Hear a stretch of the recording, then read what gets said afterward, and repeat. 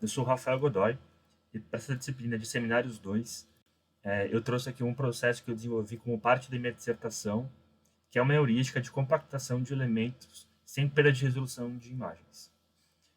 Nesse vídeo, eu vou passar pela introdução, motivação, metodologia, resultados, conclusões e referências desse projeto. Bom, hoje em dia, a visão computacional vem ganhando muito espaço na área médica, principalmente para auxiliar patologistas, né, no diagnóstico de doenças. Essa ajuda ela é muito bem-vinda porque o quanto antes o diagnóstico for feito, menos riscos o paciente tem dessa doença evoluir. No caso específico de visão computacional, é muito utilizado imagens citológicas, que são imagens de partes de tecidos, né, que são coletados e colocados no microscópio para o médico examiná-los e detectar alterações celulares. Porém, em alguns tipos de doença, principalmente em estágios iniciais, é comum o patologista não conseguir ter um diagnóstico preciso se a pessoa está positiva ou negativa para a respectiva doença, porque ela ainda não conseguiu se desenvolver totalmente.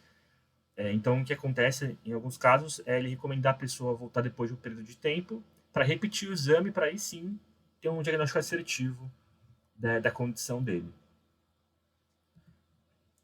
Uma característica das imagens médicas é que elas costumam ter muita resolução, justamente para quando o médico for dar um zoom ali na imagem, conseguir ver com precisão as estruturas celulares, ali, os núcleos, todas as organelas, sem perder qualidade, né, para poder conseguir fazer o diagnóstico mais preciso.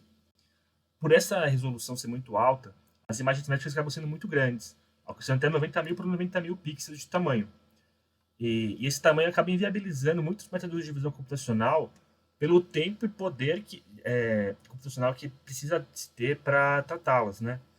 Então, esse projeto aqui, ele propõe uma metodologia para lidar com essas imagens, compactando elas de forma a não perder a resolução dos seus elementos, né? Que no caso aqui são as células. Antes de falar da heurística em si, eu só vou aqui passar rapidinho sobre como que uma imagem é interpretada por um computador, se alguém não estiver familiarizado. E uma dessas interpretações é a matricial. Então, a gente tem uma imagem e a gente pode pixelar ela colocando uma matriz em cima, né? Então, aqui no caso eu tenho uma matriz que é 50 por 39 e cada quadradinho desses vai ter uma cor. Aqui no caso de preto e branco, o valor de intensidade 0 vai ser o preto e o de 255 vai ser o branco. E todas as faixas de valores entre eles é um gradiente de cinzas, né? Então, cinzas mais escuros vão ser mais próximos do 0 e cinzas mais claros vão ser mais próximos do 255. Aqui a gente vê que a gente perdeu muita resolução da imagem, mas é porque justamente a gente pegou poucos pixels para representar a imagem. No caso, se a gente pegasse uma 1000 por 1000 aqui, por exemplo, você ficaria com muito mais qualidade. Bom, a primeira etapa dessa heurística é a remoção de fundo. É separar o background das células em si.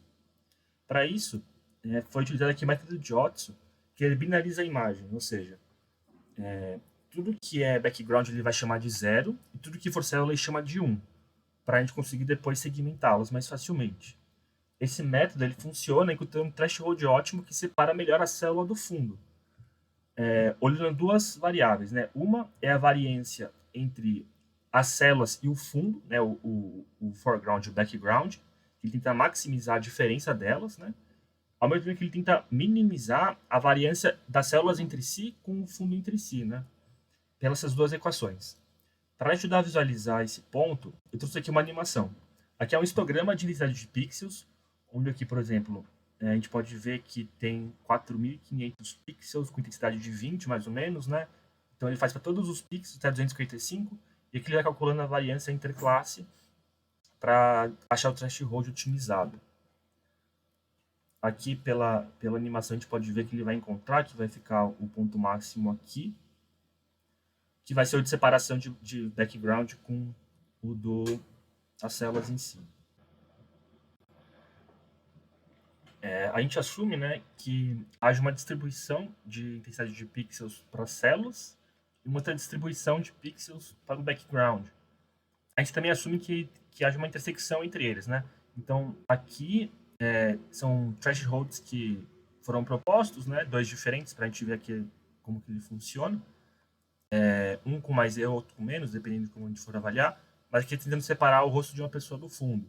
Aqui, no caso, a gente vê que o threshold aqui pequeno ele vai priorizar mais aqui o parte do branco, enquanto que o maiorzinho aqui vai ficar mais escuro. A segunda parte dessa heurística é a segmentação de elementos. Aqui eu vou exemplificar uma segmentação de 4 vizinhos, mas a gente pode extrapolar aqui para 8 também depois. O que a gente quer fazer aqui com a segmentação de elementos é tentar criar um label para cada elemento que seja coberto por um background, né, para a gente fazer uma separação entre eles. Para isso, a gente usa essas regras aqui de baixo. Se a gente vai percorrer a matriz aqui pensando a imagem como uma matriz, né? Da esquerda para a direita e de cima para baixo. Então a gente vai passar pelas linhas e a partir do momento que a gente encontra um pixel que não seja background, né? E que não tenha nada rodeado em volta dele de elementos, a gente vai criar um ID para ele. Caso haja um elemento acima dele, a gente vai simplesmente copiar o ID de cima. Caso haja um na sua lateral esquerda, a gente vai também copiar esse ID. E se tem algum conflito de ter um ID diferente do de cima para o de baixo, a gente vai replicar o ID de algum deles e salvar que os dois são os mesmos IDs, porque eles têm uma conexão entre os dois. O que quero dizer com isso? Né? Vamos supor aqui que a gente está passando aqui, escaneando a imagem, né? Da esquerda para a direita e de cima para baixo. A gente encontrou aqui um elemento, a gente vai dar aqui o ID de 1. Aí passou. Aí aqui de novo encontramos um elemento. A gente vai olhar para cima e para o lado. A gente vê que não tem nada para o lado e para cima tem o ID1. Então a gente vai copiar o 1. Aqui 2. Não tem nada em cima, nada em lado. A gente chama de ID2, né? Que seja o próximo ID. Esse ID2 aqui vai ser igual o da esquerda. E esse aqui vai dar conflito. Que vai ver que o de cima é o 1 e o do lado é 2. Então a gente replica o 2 aqui e salva que 1 é igual a 2. A gente faz isso com o mesmo, que tem o mesmo caso aqui do 3, que vai dar conflito também. Mas que no final, como a gente sabe que 1 é igual a 2 e 2 é igual a 3, tudo aqui é o elemento 1. Então a gente substitui aqui os IDs e descobre esse elemento único aqui rodeado por background. Um exemplo prático aqui é que foi pego uma imagem de peixes aqui e a pessoa queria tanto saber quantos peixes tem na foto, quanto também disponibilizar uma cor para cada um deles, né? Então esse algoritmo foi usado para identificar cada elemento em si, né? Então ID1, ID2, ID3, assim por diante. E depois também foi pintado com uma cor distinta. E foram achados, no caso aqui, os 20 peixes presentes na imagem. A terceira etapa dessa heurística é encontrar caixas delimitadoras. A gente pega os pontos de x e y mínimos e máximos, né, que compreendem o respectivo elemento que nós segmentamos anteriormente. Aqui nesse exemplo aqui, a gente vê tem um elemento azul, e a gente nada mais calcula que o ponto mais alto dela, né, o mais abaixo, o mais à esquerda e o mais à direita, e a gente coloca aqui uma caixa ao redor dele. A gente pode ver aqui nesse exemplo ao lado que foi feita uma segmentação também, aqui dessa vez olhando para carros, referentes ao background, né, e foi colocado uma caixa delimitadora em cada um deles. A gente percebe como a caixa é sempre retangular, ela acaba abordando a gente acaba pegando um pouco do background, mas não tem problema, né? O que a gente precisa mesmo é capturar o elemento em si.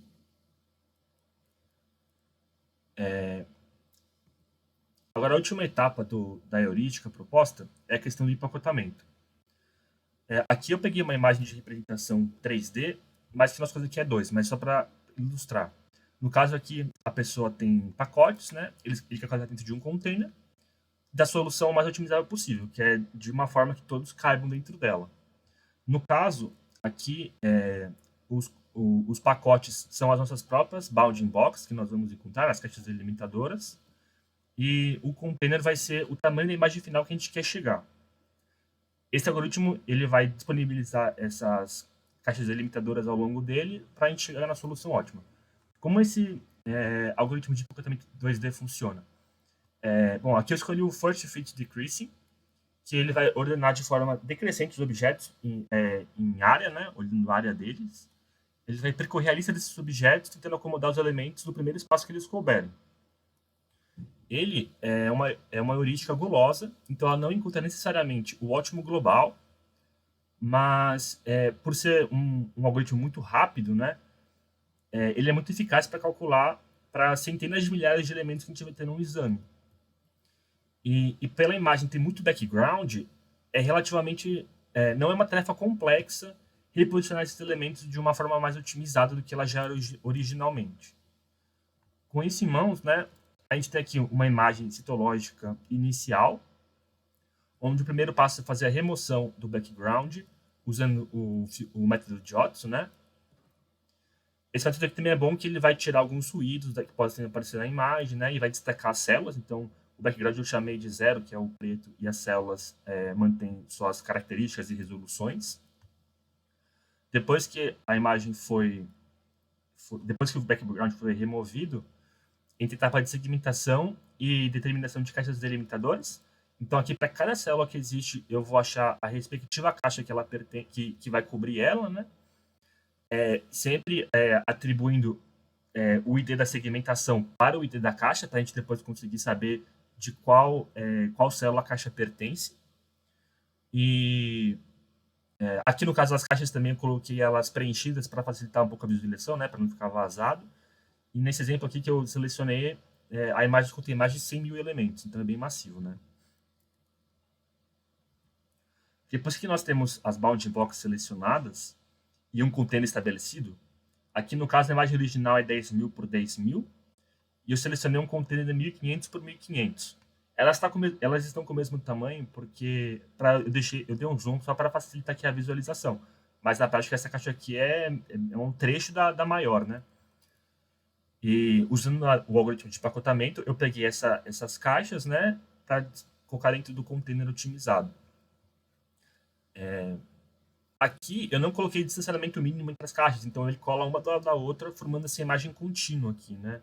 A gente vê todas essas caixas aqui ordenadas aqui e posicionadas de uma forma de um ótimo local, né? E uma vez que eu tenho essas caixas posicionadas, né, eu vou ter o ID da caixa, a posição dela na matriz, né, do container, e eu vou buscar o ID do elemento original que gerou ela, né? Então eu só substituo um pelo outro e eu vou ter a imagem otimizada, onde eu vou ter as células posicionadas de acordo com o algoritmo. No caso aqui a gente percebe algumas coisas, né? A primeira característica da heurística é que ele primeiro posiciona os maiores, né? Então a gente vê aqui que ele vai posicionando os maiores aqui e vai deixando os menores para o final. Outra coisa aqui que a gente pode perceber é que aqui tem espaços que ele não conseguiu colocar células, né? Que a gente percebe que é bem aqui mesmo, né? A gente vê toda a semelhança aqui das bounding box para o resultado final. Aqui também o quadradinho aqui no canto. Também que sobrou muito espaço aqui do container otimizado, né? Então eu poderia até selecionar um bem menor para diminuir ainda mais o tamanho da imagem final. Então, essa daqui vai ser a imagem otimizada, né? Então, comparando a original com a final, a gente percebe que ela vai de 10.000 por 10.000 pixels, o que resulta em 100 milhões de pixels totais dentro da imagem, por uma 1.500 por 1.500, que resulta em pouco mais de 2 milhões de pixels totais, sem perder a resolução. A gente percebe que essa célula aqui mais compridinha, ela está bem aqui, ó, né? Que aqui tem um zoom muito grande para a gente conseguir enxergar bem no slide. A imagem final é só uma fração da imagem total, né? Que a gente consegue concatenar todos os elementos nela. E essa redução de pixel representa 97, quase 98% do total, né? Então a gente vê que é bem massivo. Esse algoritmo ele aproveita muito da relação quadrática entre as dimensões da imagem, né? Porque total de pixels é altura vezes largura. Então, se nós diminuirmos pela metade a altura e pela metade a largura, não diminui pela metade a área, né? Vai diminuir 4 vezes. Então, quanto mais a gente consegue encolher essas dimensões, muito mais é otimizado depois em termos totais de pixels. Essa heurística aqui, ela demorou cerca de 30 minutos para rodar, para otimizar esses 100 mil elementos na imagem, e eu percebi que essa complexidade do algoritmo ela é linear. Se tivessem aqui 200 mil elementos, demoraria o dobro de tempo, demoraria uma hora para ser computado. Porém, se aumentar a imagem inicial aqui de 10.000 por 10.000 por exemplo, uma de 20.000 por 20.000, vai aumentar muito mais o tempo de processamento, né? Essa parte não é linear. ela escala bastante. Então, como conclusão, né? As imagens são reduzidas sem perda de resolução, porém é uma perda de informação de posicionamento especial dos elementos. Por quê?